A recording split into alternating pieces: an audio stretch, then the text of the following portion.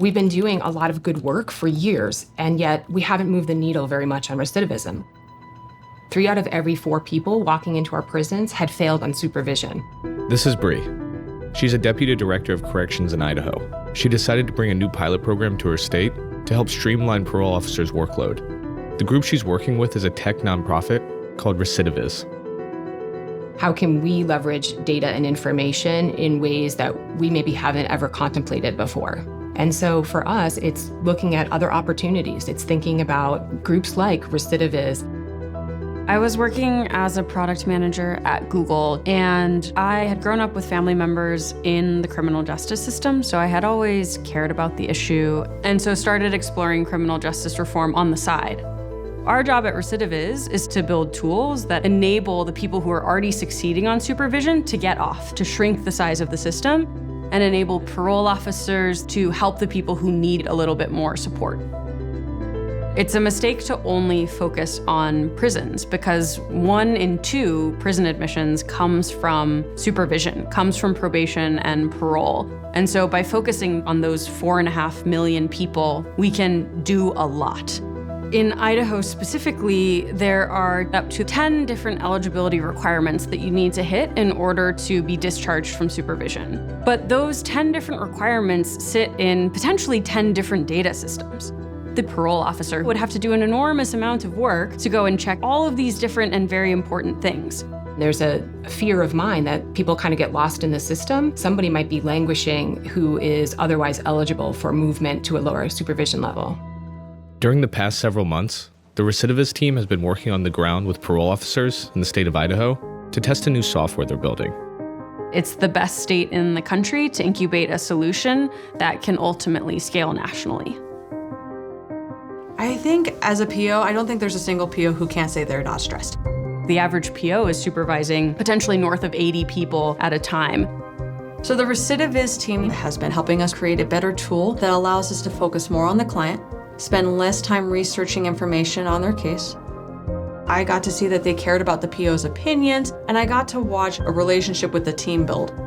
What we can do with this tool is comb through the data and see statewide who looks eligible for discharge and who are close to it, give you an alert, and lift that up to the particular POs who are working with those clients.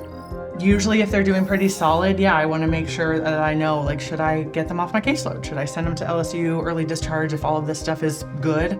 Every client is pretty different, right? Yeah. And so being able to actually change the interface so that it matches up to what is actually most relevant. So the Recidiviz team collected data for us to show us who would be a potential limited supervision or early discharge client.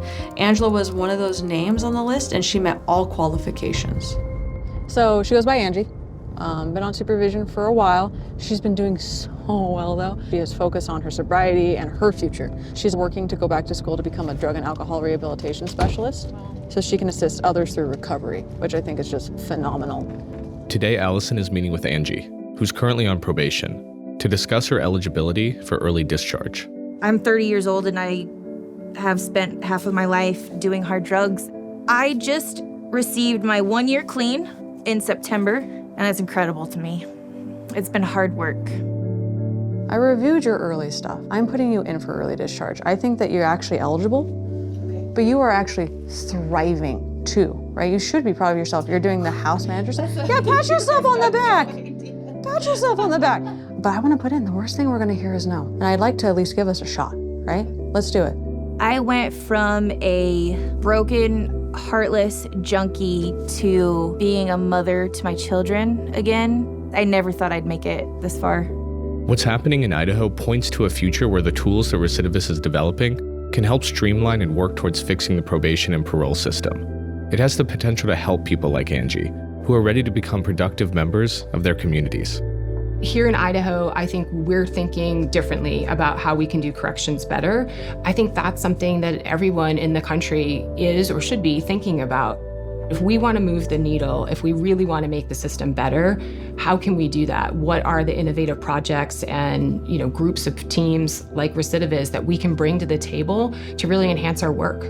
Since launching these tools, we've been able to discharge or downgrade almost 5% of Idaho's supervision population. And if we could scale that nationally, that would be 250,000 people whose lives and communities and families we're impacting.